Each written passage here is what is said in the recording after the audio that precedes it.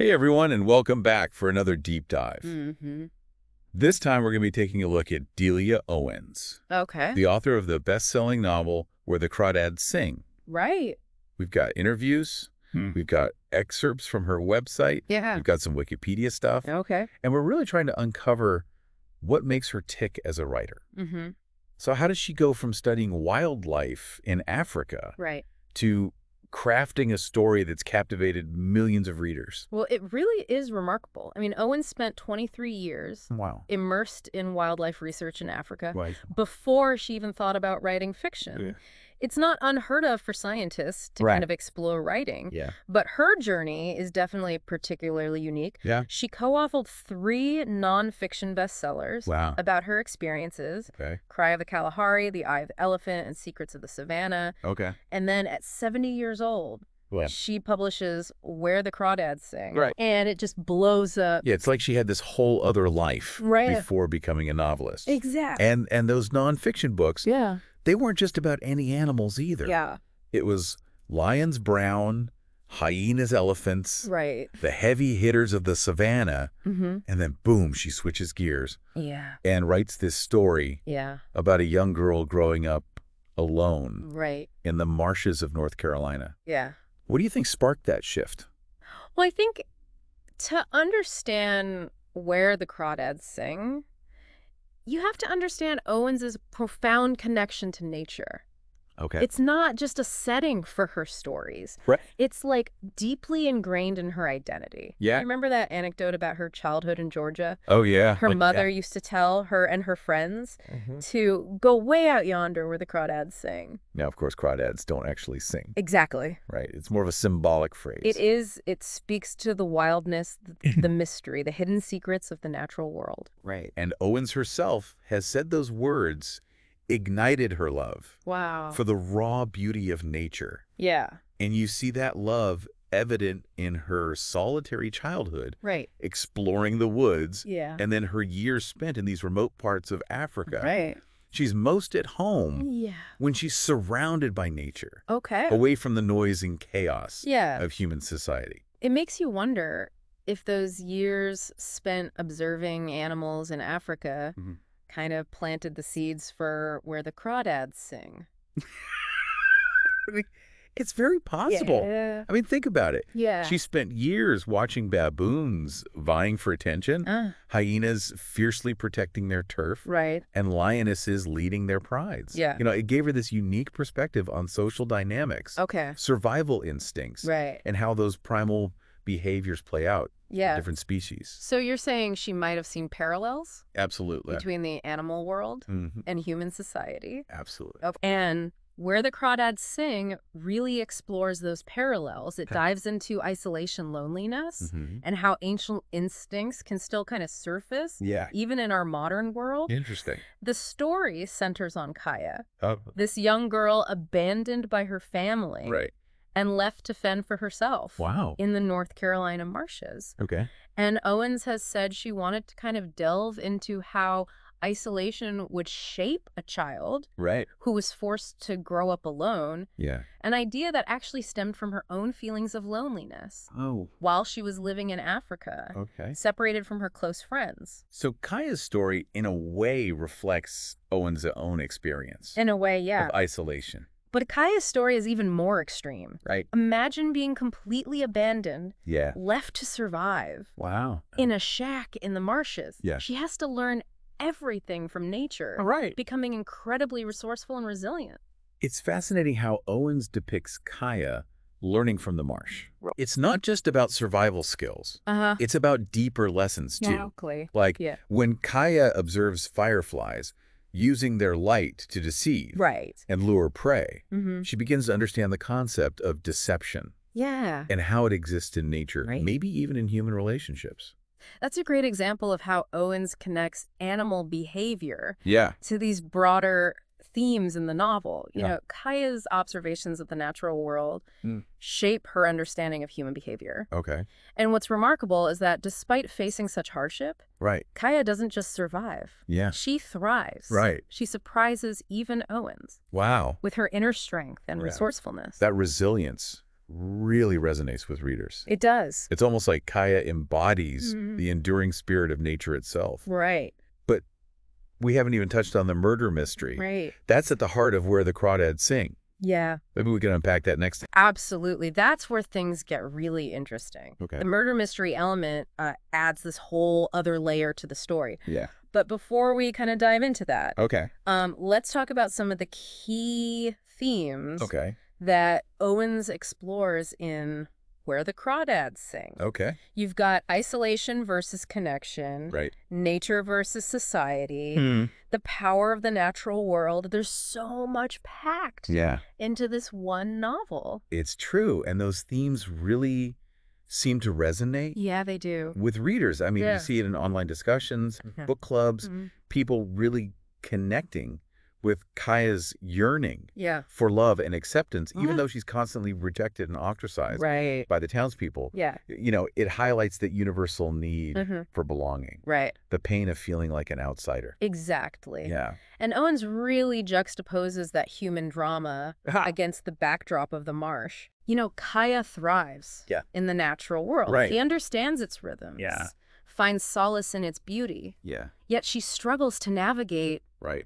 the complexities of human society with Mhm. its rules and expectations Mm. that often feel foreign to her. Yeah. It's like Owens is saying nature can be both Right. a sanctuary and a teacher, Yeah. a place where we can find grounding Mm-hmm. and discover essential truths about Yeah, ourselves. exactly. Yeah. And that connection to nature is big- reflected in Kaya's character. Mm-hmm. You know, she's fiercely independent, Mm-hmm. resourceful, Right. deeply attuned to her surroundings.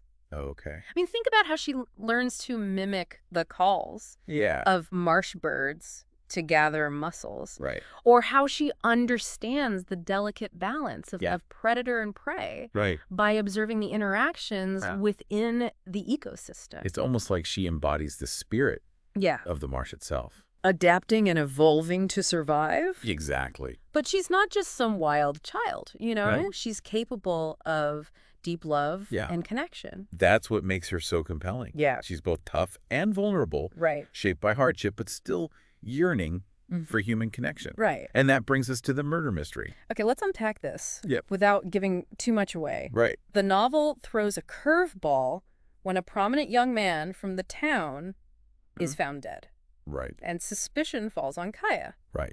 Now, think back to what we discussed Okay. about Owen's own life Yeah.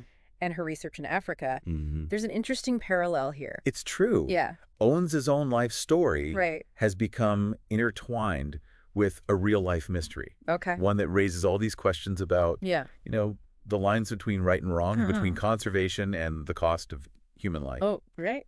Owens and her then husband were dedicated. To combating elephant poaching in Zambia. Right. They even appeared in a 1996 documentary that showcased their efforts. Right. But that same documentary Yeah. captured something unsettling, Yeah. the death of a suspected poacher. And the circumstances surrounding that incident Right. remain unclear. Yeah. While Owens is not a suspect, Okay. her ex-husband and his son are still wanted for questioning Wow. in Zambia. Okay. No charges have been filed. Right. But the incident kind of casts this long shadow over Yeah. their legacy, Yeah. and it raises these questions about the methods they used in Right. their anti-poaching work. Right. It's a complicated situation, Yeah. one that I think mirrors the themes of justice and Right. morality Yeah. that are so central to Where the Crawdads Sing. Yeah, it's hard not to see the connections, right? Right. This real-life mystery adds another layer of complexity to Yeah. how we interpret the Yeah. novel Mm. and Owens' intentions. Mm. Yeah.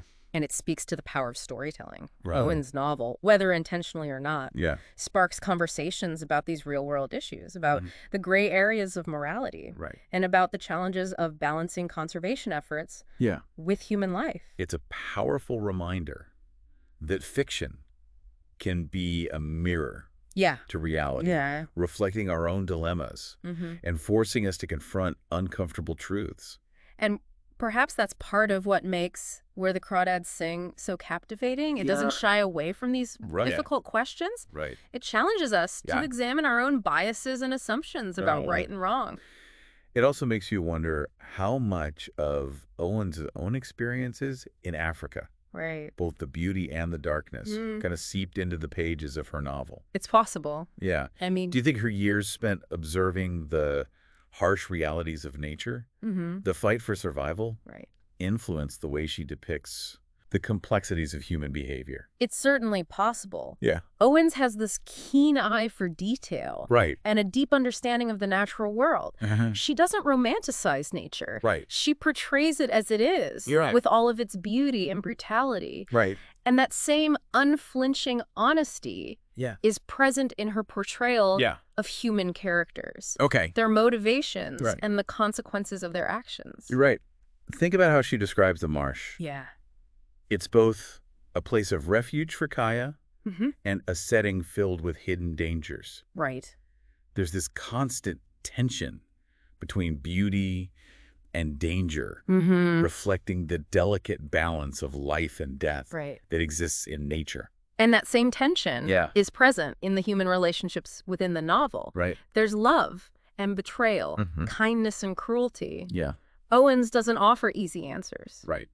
or simple solutions. She presents this nuanced portrait of humanity, Right. flawed and complex. It's that complexity Yeah. that resonates with readers. Right. We recognize ourselves in these characters Mm-hmm. and their struggles and their triumphs, Yeah. and we're left to grapple with the same Yeah. difficult questions they face. It's a reminder that life isn't always black and white. Right. There are gray areas, moral ambiguities, Yeah. and choices that have Yeah. far-reaching consequences. Exactly. And Owens doesn't shy away from those complexities. No, she doesn't. She invites us to explore them alongside her Yeah. characters. But before we wrap up our discussion Okay. of where the crawdads sing, Yeah. I think we should circle back Okay. to Owens's writing process. You're right. We've talked about her influences. Yeah, But how does she actually bring her stories to life? right. What's her magic formula? Well, what's fascinating is that Owens doesn't subscribe to any rigid writing routine. Yeah. She's more of an intuitive writer. Interesting. You remember how we talked about her carrying notepads everywhere? yeah. She jots down ideas, Okay. snippets of conversations, Mhm. observations of nature, Wow. anything that sparks her imagination. It's like she's constantly collecting Right. pieces of a puzzle, Mm-hmm. gathering inspiration from the world around her. Exactly. Yeah. And she believes that true inspiration comes from being present Right. in the world, Okay. not forcing it Yeah. while staring at a blank screen. It's a very organic approach, Yeah, it is. and it's evident in the way she describes Mm-hmm. the marsh, Yeah, the changing seasons, right. the intricate details of the natural world. Uh-huh. You can almost feel the dampness of the air, Right. smell the salt marsh, Yeah. hear the rustle of the reeds as you read her words.